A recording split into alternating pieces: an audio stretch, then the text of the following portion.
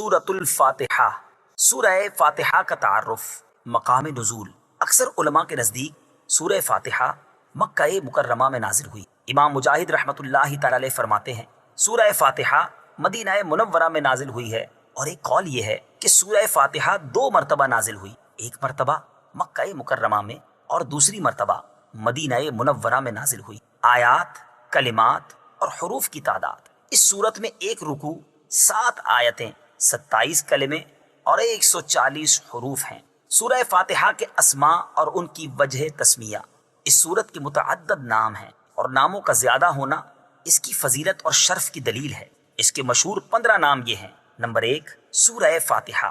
سورہ فاتحہ سے قرآن پاک کی تلاوت شروع کی جاتی ہے اور اسی سورت سے قرآن پاک لکھنے کی ابتدا کی جاتی ہے، اس لیے اسے فاتحۃ الکتاب یعنی کتاب کی ابتدا کرنے والی کہتے ہیں۔ نمبر 2، اس سورت کی ابتدا الحمدللہ سے ہوئی، اس مناسبت سے اسے سورۃ الحمد یعنی وہ سورت جس میں اللہ تعالیٰ کی حمد بیان کی گئی ہے کہتے ہیں۔ نمبر 3 اور 4، سورہ فاتحہ قرآن پاک کی اصل ہے، اس بنا پر اسے ام القرآن اور ام الکتاب کہتے ہیں۔ نمبر 5، یہ سورت نماز کی ہر رکعت میں پڑھی جاتی ہے، یا یہ سورت 2 مرتبہ نازل ہوئی ہے، اس وجہ سے اسے السبع المثانی یعنی بار بار پڑھی جانے والی یا ایک سے زائد مرتبہ نازل ہونے والی 7 آیتیں کہا جاتا ہے۔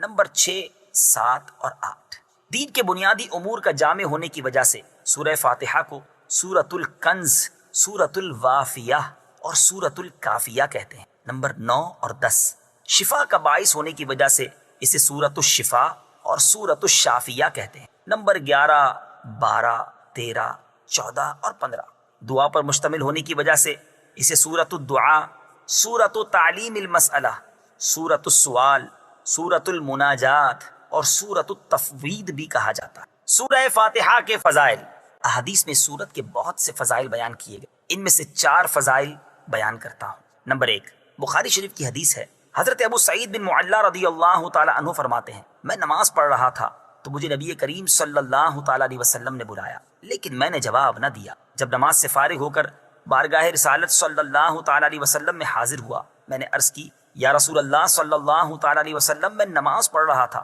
تاجدار رسالت صلی اللہ تعالی علیہ وسلم نے ارشاد فرمایا، کیا اللہ تعالیٰ نے یہ نہیں فرمایا استجیبوا للہ وللرسول اذا دعاکم، اللہ اور اس کے رسول کی بارگاہ میں حاضر ہو جاؤ جب وہ تمہیں بلائیں۔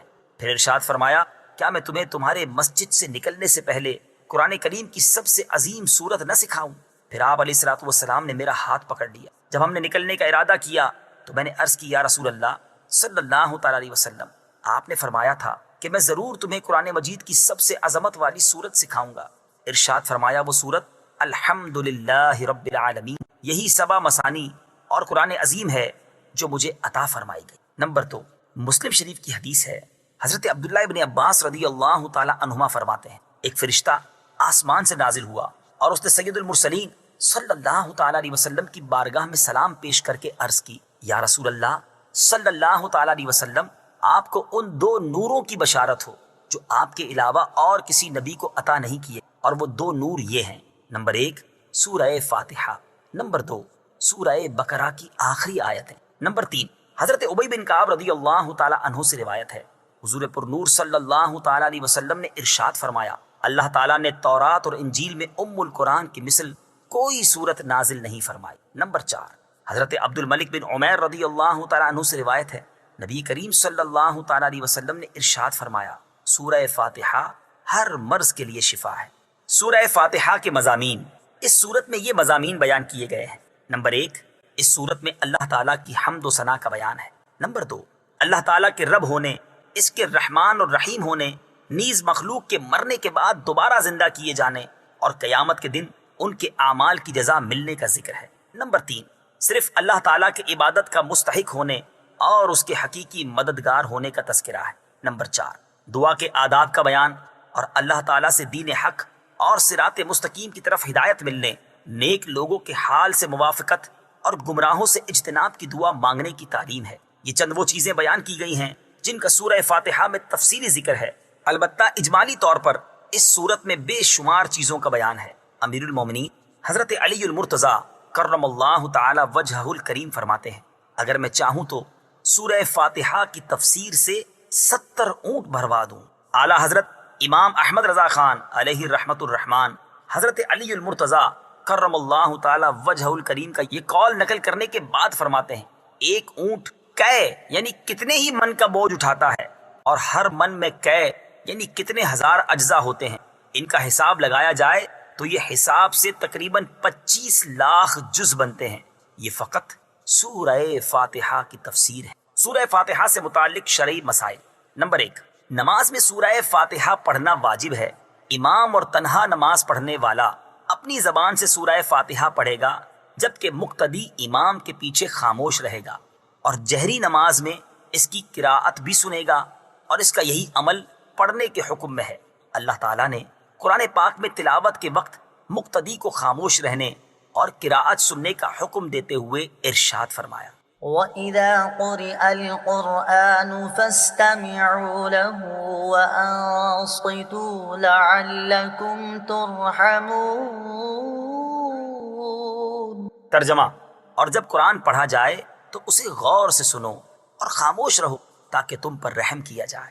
اور حضرت ابو موسیٰ اشعری رضی اللہ تعالیٰ عنہ سے روایت ہے، حضور اقدس صلی اللہ تعالیٰ علیہ وسلم نے ارشاد فرمایا، جب امام قراءت کرے تو تم خاموش رہو۔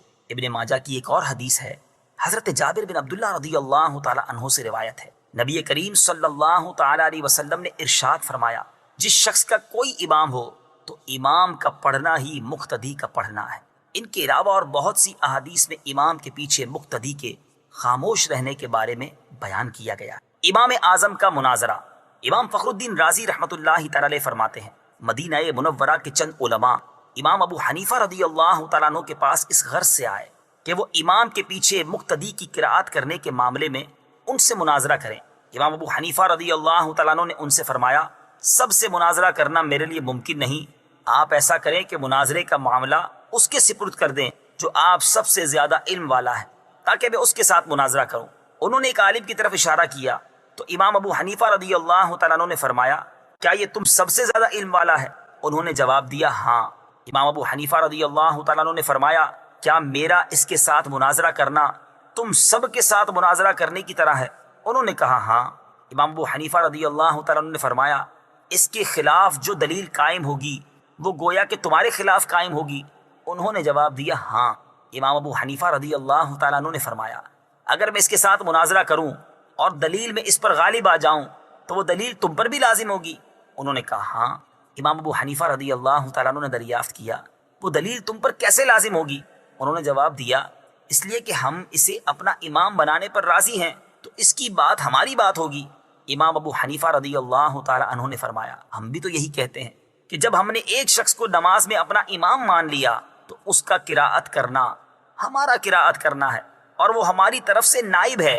امام ابو حنیفہ رضی اللہ تعالیٰ عنہ کی یہ بات سن کر سب نے اقرار کر لیا کہ امام کے پیچھے مقتدی قراءت نہیں کرے گا۔ نمبر 2، نماز جنازہ میں خاص دعا یاد نہ ہو تو دعا کی نیت سے سورہ فاتحہ پڑھنا جائز ہے، جبکہ قراءت کی نیت سے پڑھنا جائز نہیں۔ بسم اللہ الرحمن الرحیم۔ ترجمہ، اللہ کے نام سے شروع جو نہایت مہربان رحمت والا ہے۔ بسم اللہ، اللہ کے نام سے شروع۔ تفسیر صراط الجنان میں اس کی تفسیر کچھ اس طرح ہے۔ علامہ احمد صاوی رحمۃ اللہ تعالی علیہ فرماتے ہیں، قرآن مجید کی ابتدا بسم اللہ سے اس لیے کی گئی تاکہ اللہ تعالیٰ کے بندے اس کی پیروی کرتے ہوئے ہر اچھے کام کی ابتدا بسم اللہ سے کریں، اور حدیث پاک میں بھی اچھے اور اہم کام کی ابتدا بسم اللہ سے کرنے کی ترغیب دی گئی۔ چنانچہ حضرت ابو ہریرہ رضی اللہ تعالیٰ عنہ سے روایت ہے، حضور پر نور صلی اللہ تعالیٰ علیہ وسلم نے ارشاد فرمایا، جس اہم کام کی ابتدا بسم اللہ الرحمن الرحیم سے نہ کی گئی تو وہ ادھورا رہ جاتا ہے۔ لہٰذا تمام مسلمانوں کو چاہیے کہ وہ ہر نیک اور جائز کام کی ابتدا بسم اللہ الرحمن الرحیم سے کریں، اس کی بہت برکت ہے۔ الرحمن الرحیم، جو بہت مہربان رحمت والا ہے۔ امام فخر الدین رازی رحمۃ اللہ تعالی علیہ فرماتے ہیں، اللہ تعالیٰ نے اپنی ذات کو رحمان اور رحیم فرمایا تو یہ اس کی شان سے بعید ہے کہ وہ رحم نہ فرمائے۔ مروی ہے کہ ایک سائل نے بلند دروازے کے پاس کھڑے ہو کر کچھ مانگا تو اسے تھوڑا سا دے دیا گیا۔ دوسرے دن وہ ایک کلاڑا لے کر آیا اور دروازے کو توڑنا شروع کر دیا۔ اس سے کہا گیا کہ تو ایسا کیوں کر رہا ہے؟ اس نے جواب دیا تو دروازے کو اپنی عطا کے لائق کر یا اپنی عطا کو دروازے کے لائق بنا۔ اے ہمارے اللہ عز و جل، رحمت کے سمندروں کو تیری رحمت سے وہ نسبت ہے جو ایک چھوٹے سے ذرے کو تیرے عرش سے نسبت ہے، اور تو نے اپنی کتاب کی ابتدا میں اپنے بندوں پر اپنی رحمت کی صفت بیان کی، اس لیے ہمیں اپنی رحمت اور فضل سے محروم نہ رکھنا۔ بسم اللہ سے متعلق چند شرعی مسائل۔ علماء کرام نے بسم اللہ سے متعلق بہت سے شرعی مسائل بیان کیے، ان میں سے چند بیان کرتا ہوں۔ نمبر 1، جو بسم اللہ ہر سورت کے شروع میں لکھی ہوئی ہے یہ پوری آیت ہے، اور جو سورہ نمل کی آیت نمبر 30 میں ہے وہ اس آیت کا ایک حصہ ہے۔ نمبر 2، بسم اللہ ہر سورت کے شروع کی آیت نہیں ہے بلکہ پورے قرآن کی ایک آیت ہے جسے ہر سورت کے شروع میں لکھ دیا گیا تاکہ دو سورتوں کے درمیان فاصلہ ہو جائے، اسی لیے سورت کے اوپر امتیازی شان میں بسم اللہ لکھی جاتی ہے، آیات کی طرح ملا کر نہیں لکھتے، اور امام جہری نمازوں میں بسم اللہ آواز سے نہیں پڑھتا۔ نیز حضرت جبریل علیہ السلام جو پہلی وحی لائے اس میں بسم اللہ نہ تھی۔ نمبر 3، تراویح پڑھانے والے کو چاہیے کہ وہ کسی ایک سورت کے شروع میں بسم اللہ آواز سے پڑھے تاکہ ایک آیت رہ نہ جائے۔ نمبر 4، تلاوت شروع کرنے سے پہلے اعوذ باللہ من الشیطان الرجیم پڑھنا سنت ہے، لیکن اگر شاگرد استاد سے قرآن مجید پڑھ رہا ہو تو اس کے لیے سنت نہیں۔ نمبر 5، سورت کی ابتدا میں بسم اللہ پڑھنا سنت ہے ورنہ مستحب ہے۔ نمبر 6، اگر سورہ توبہ سے تلاوت شروع کی جائے تو اعوذ باللہ اور بسم اللہ دونوں کو پڑھا جائے، اور اگر تلاوت کے دوران سورہ توبہ آ جائے تو بسم اللہ پڑھنے کی حاجت نہیں۔ الحمد للہ رب العالمین۔ ترجمہ، سب تعریفیں اللہ کے لیے ہیں جو تمام جہان والوں کا پالنے والا ہے۔ الحمدللہ، سب تعریفیں اللہ کے لیے۔ تفسیر صراط الجنان میں اس کی تفسیر کچھ اس طرح ہے، یعنی ہر طرح کی حمد اور تعریف کا مستحق اللہ تعالیٰ ہے، کیونکہ اللہ تعالیٰ کمال کی تمام صفات کا جامع ہے۔ حمد اور شکر کی تعریف۔ حمد کا معنی ہے کسی کی اختیاری خوبیوں کی بنا پر اس کی تعریف کرنا، اور شکر کی تعریف یہ ہے کہ کسی کے احسان کے مقابلے میں زبان، دل یا اعضاء سے اس کی تعظیم کرنا، اور ہم چونکہ اللہ عز و جل کی حمد عام طور پر اس کے احسانات کے پیش نظر کرتے ہیں، اس لیے ہماری یہ حمد شکر بھی ہوتی ہے۔ اللہ تعالیٰ کی حمد و ثنا کرنے کے فضائل۔ احادیث میں اللہ تعالیٰ کی حمد و ثنا کرنے کے بہت فضائل بیان کیے گئے ہیں، ان میں سے 3 فضائل پیش کرتا ہوں۔ نمبر 1، مسلم شریف کی حدیث ہے، حضرت انس بن مالک رضی اللہ تعالی عنہ سے روایت ہے، نبی اکرم صلی اللہ تعالی علیہ وسلم نے ارشاد فرمایا، اللہ تعالیٰ بندے کی اس بات سے خوش ہوتا ہے کہ وہ کچھ کھائے تو اللہ تعالیٰ کی حمد کرے، اور کچھ پیے تو اللہ تعالیٰ کی حمد کرے۔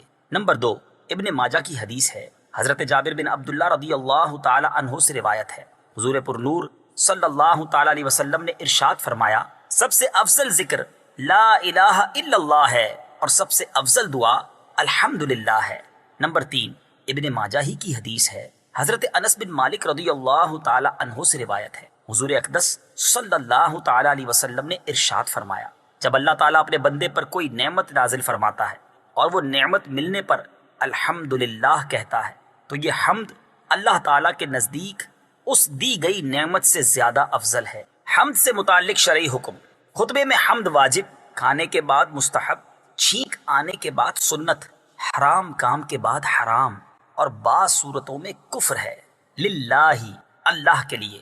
اللہ اس ذات اعلیٰ کا عظمت والا نام ہے جو تمام کمال والی صفتوں کی جامع ہے، اور بعض مفسرین نے اس لفظ کے معنی بھی بیان کیے، جیسے اس کا ایک معنی ہے عبادت کا مستحق، دوسرا معنی ہے وہ ذات جس کی معرفت میں عقل حیران ہے، تیسرا معنی ہے وہ ذات جس کی بارگاہ میں سکون حاصل ہوتا ہے، اور چوتھا معنی ہے وہ ذات کہ مصیبت کے وقت جس کی پناہ تلاش کی جائے۔ رب العالمین، جو سارے جہان والوں کا مالک ہے۔ تفسیر صراط الجنان میں اس کی تفسیر کچھ اس طرح ہے، لفظ رب کے کئی معنی ہیں، جیسے سید، مالک، معبود، ثابت، مصلح، اور بتدریج مرتبہ کمال تک پہنچانے والا، اور اللہ تعالیٰ کے علاوہ ہر موجود چیز کو عالم کہتے ہیں، اور اس میں تمام مخلوقات داخل ہیں۔ الرحمن الرحیم۔ ترجمہ، بہت مہربان، رحمت والا۔ الرحمن، بہت مہربان۔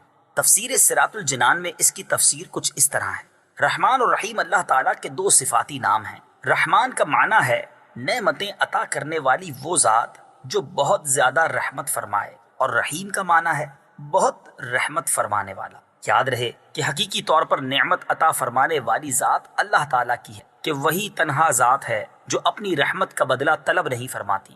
ہر چھوٹی بڑی ظاہری باطنی جسمانی روحانی دنیاوی اور اخروی نعمت اللہ تعالیٰ ہی عطا فرماتا ہے، اور دنیا میں جس شخص تک جو نعمت پہنچتی ہے وہ اللہ تعالیٰ کی رحمت ہی سے ہے، کیونکہ کسی کے دل میں رحم کا جذبہ پیدا کرنا، رحم کرنے پر قدرت دینا، نعمت کو وجود میں لانا، دوسرے کا اس نعمت سے فائدہ اٹھانا اور فائدہ اٹھانے کے لیے اعضاء کی سلامتی عطا کرنا، یہ سب اللہ تعالیٰ کی طرف سے ہی ہے۔ اللہ تعالیٰ کی وسیع رحمت دیکھ کر گناہوں پر بے باک نہیں ہونا چاہیے۔ ابو عبداللہ محمد بن احمد قرطبی رحمۃ اللہ تعالی علیہ فرماتے ہیں، اللہ تعالیٰ نے رب العالمین کے بعد اپنے دو اوصاف رحمان اور رحیم بیان فرمائے۔ اس کی وجہ یہ ہے کہ جب اللہ تعالیٰ نے فرمایا کہ وہ رب العالمین ہے تو اس سے سننے اور پڑھنے والے کے دل میں اللہ تعالیٰ کی عظمت کی وجہ سے اس کا خوف پیدا ہوا، تو اس کے ساتھ ہی اللہ تعالیٰ کے دو اوصاف رحمان اور رحیم ذکر کر دیے گئے، جن کے ضمن میں اللہ تعالیٰ کی اطاعت کرنے کی ترغیب ہے۔ یوں ترغیب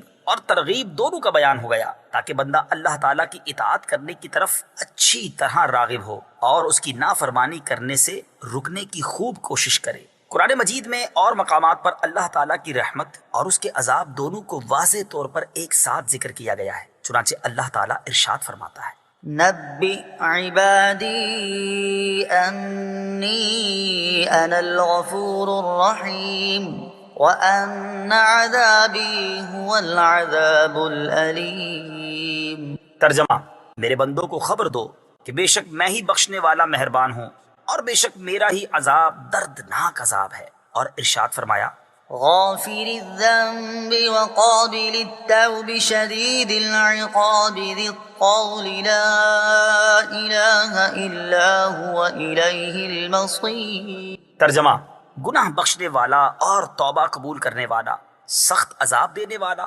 بڑے انعام عطا فرمانے والا ہے، اس کے سوا کوئی معبود نہیں، اسی کی طرف پھرنا ہے۔ نیز حضرت ابو ہریرہ رضی اللہ تعالی عنہ سے روایت ہے، رسول اللہ صلی اللہ تعالی علیہ وسلم نے ارشاد فرمایا، اگر مومن جان لیتا کہ اللہ تعالیٰ کے پاس کتنا عذاب ہے تو کوئی بھی اس کی جنت کی امید نہ رکھتا، اور اگر کافر جان لیتا کہ اللہ تعالیٰ کے پاس کتنی رحمت ہے تو اس کی جنت سے کوئی نا امید نہ ہوتا۔ لہٰذا ہر مسلمان کو چاہیے کہ وہ امید اور خوف کے درمیان رہے اور اللہ تعالیٰ کی رحمت کی وسعت دیکھ کر گناہوں پر بے باک نہ ہو، اور نہ ہی اللہ تعالیٰ کے عذاب کی شدت دیکھ کر اس کی رحمت سے مایوس ہو۔